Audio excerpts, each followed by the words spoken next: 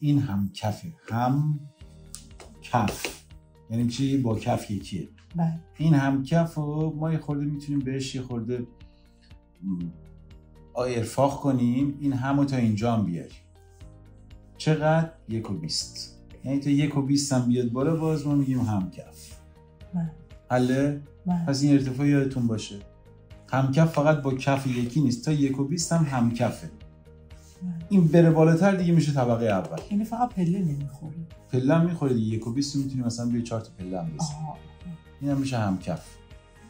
پیلوت چیه؟ پیلوت یه کاربریه در هم کف. در طبقه هم کف، طبقه اول، طبقه دوم داریم. پیلوت یه کاربریه در طبقه هم کف. هر جایی در طبقه هم کف که سقف داره بهش میگن پیلوت. هر جایی در طبقه هم کف که سقف داره. هر جای زیر طبقه اول که سقف داره. توش آسانسور میذارن، راپله میذارن، موتورخونه میذارن، انباری میذارن، میتونن یه واحد هم بذارن.